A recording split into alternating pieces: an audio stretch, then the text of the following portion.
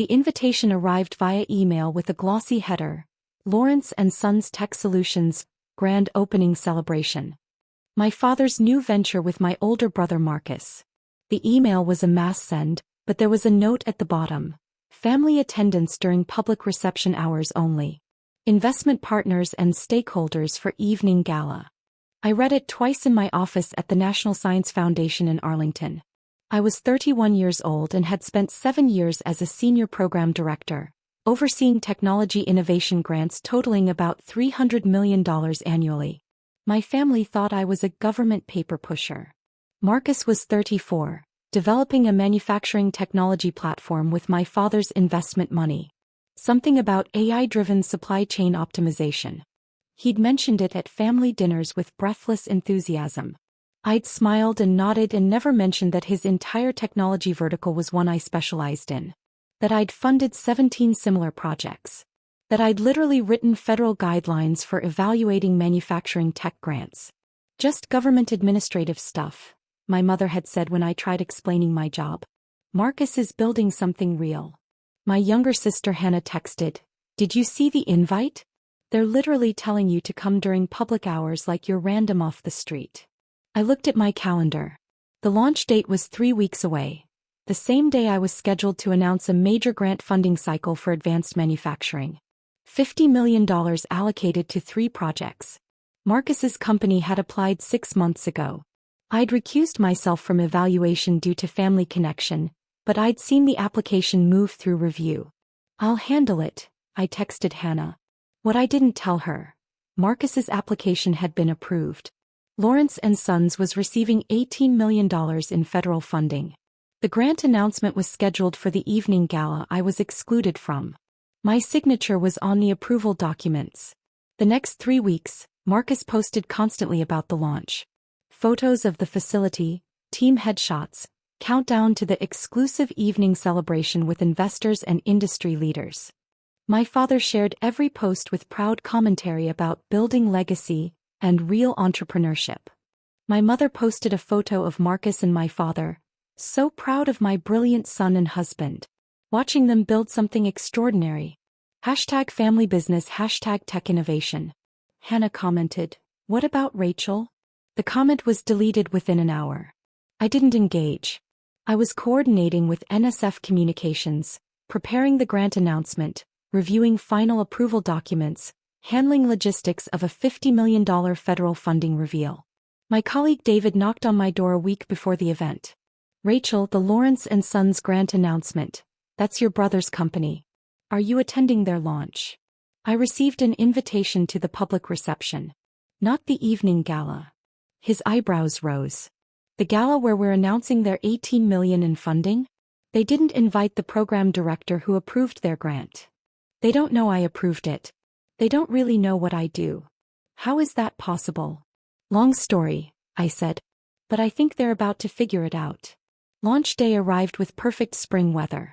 I dressed professionally, tailored suit, NSF credentials on a lanyard, the leather portfolio I carried to official events. I looked exactly like what I was, a senior federal official about to make a major funding announcement.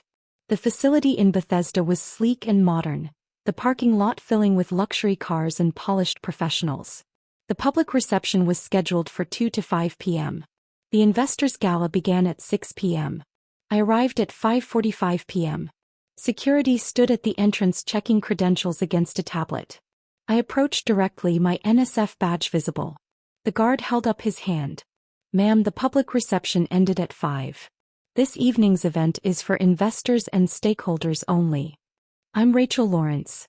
I'm here for the grant announcement." He checked his tablet. "I don't see your name on the evening guest list. Are you family?" Family was invited this afternoon.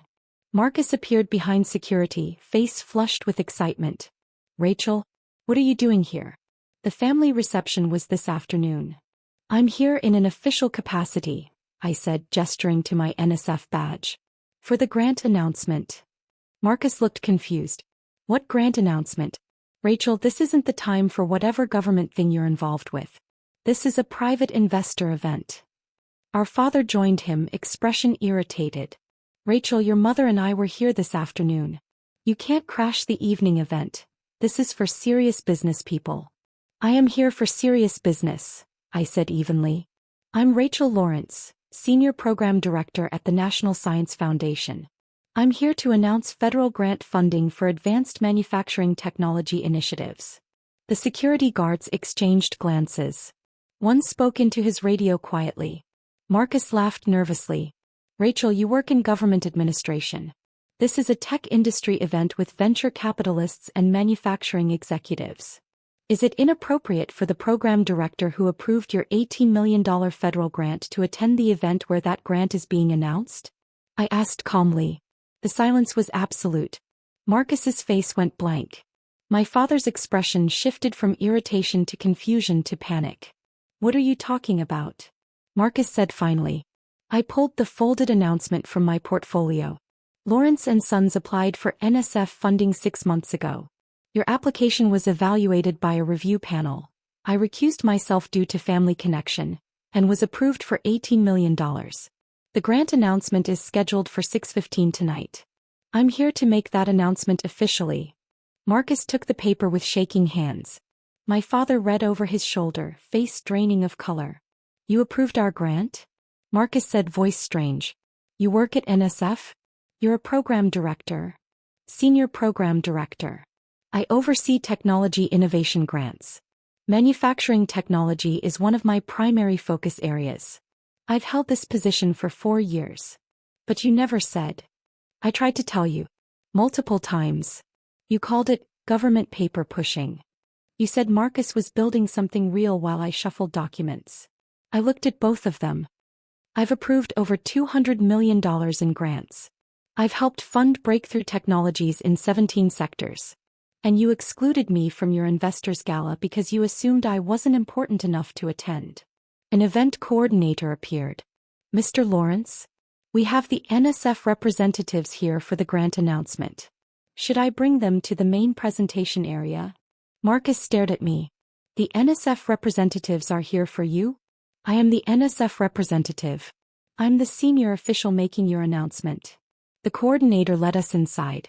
The presentation area held about 200 people, investors and industry professionals with cocktails. I spotted several people I recognized from previous grant announcements. David was already there with 2 NSF colleagues. He grinned. We were starting to worry security wouldn't let you in. They almost didn't, I said quietly. Marcus overheard. You're really here to announce our grant? Officially. That's literally my job, Marcus. I approve federal technology funding and announce grants publicly. Your company qualified for $18 million. I'm here to make that official. People gathered, drawn by commotion. My mother appeared, face mixing pride and confusion. The coordinator approached. Ms. Lawrence, we're ready. We've adjusted the program.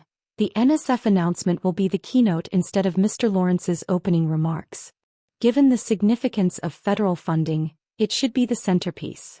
Marcus looked sick. Right. Of course. I walked to the stage, David and colleagues following. The crowd settled. I could see my parents in the front row, both looking stunned. Marcus sat beside them, his confidence completely evaporated. I stepped to the microphone, comfortable and practiced. Good evening. I'm Dr. Rachel Lawrence, Senior Program Director for Technology Innovation at the National Science Foundation.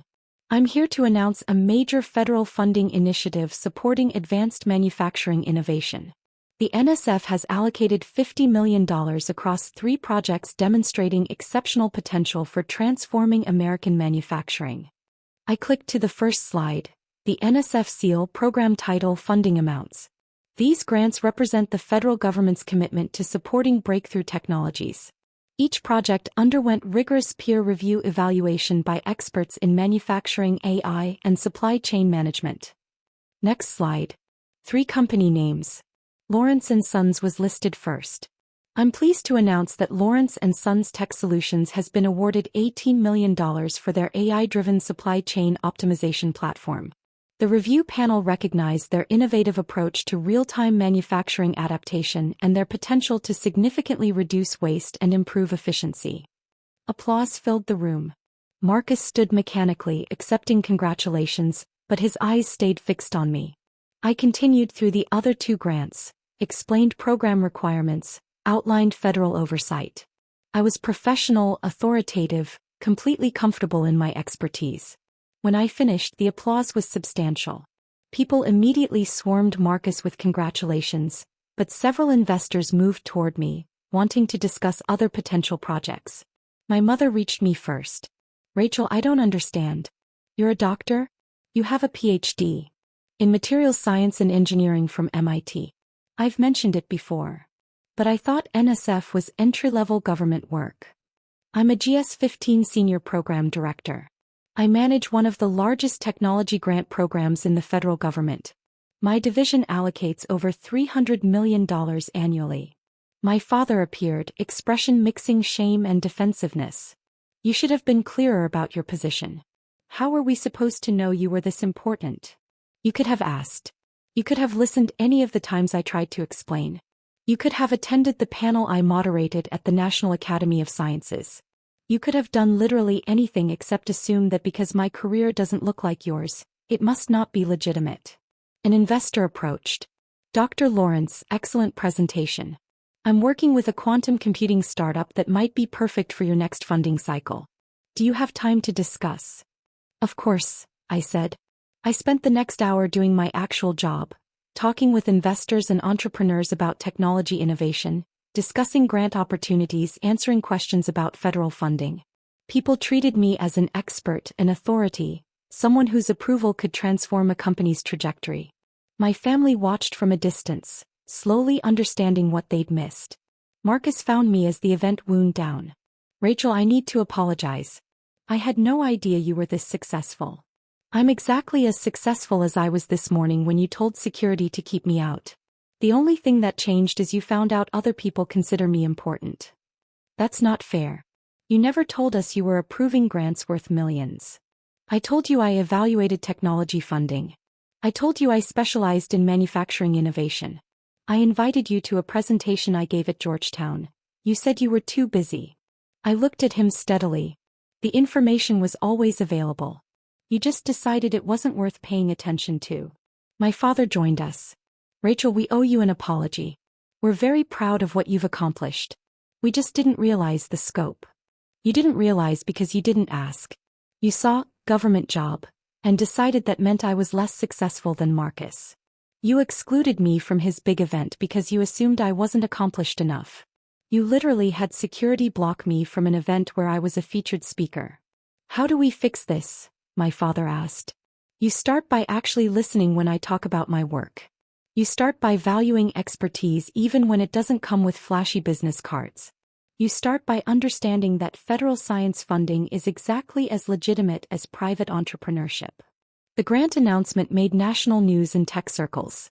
My inbox filled with congratulations from colleagues, interview requests, inquiries about future funding cycles. My family group chat was silent for 2 days. Then my mother posted, "So proud of Dr. Rachel Lawrence for her important work at the National Science Foundation." Hannah responded, "You literally excluded her from Marcus's event last week." No one replied. Marcus called 3 days later. "I've been thinking about what you said. About how I dismissed your work. You were right." "Hey," I said, waiting. "I want to do better. I want to actually understand what you do." "Marcus, I don't need your validation anymore. I spent years hoping you'd ask about my work, hoping you'd see me as an equal. I'm done hoping for that. If you want a relationship where we respect each other professionally, that's something we can build. But I'm not performing for your approval anymore." He was quiet. "That's fair." My father sent a formal letter apologizing for failing to recognize the magnitude and importance of my career. He asked if we could have dinner to discuss building a better understanding. I agreed to dinner. Not because I needed their approval but because I was willing to see if they could actually change. The next family gathering was different. When someone asked what I did, my mother answered, "Rachel's a senior program director at the National Science Foundation. She manages hundreds of millions in technology grants." It was accurate. It was public. It was years too late. But it was something. Marcus mentioned his work, then immediately asked about mine. My father asked intelligent questions, actually listening. My mother showed people articles about my work she'd clearly researched. They were trying. Whether it was genuine growth or just fear of public embarrassment, I didn't know. What I did know, I'd stopped waiting at the door for their permission to enter. I'd stopped accepting the back row, the public reception hours, the exclusion from spaces where I belonged. I'd walked through the door anyway. Not because they invited me, but because my name was on the grant. Some families celebrate your success from the beginning. Others need security to step aside before they'll let you in. I'd learned which kind I had. And I'd learned to stop waiting for the invitation.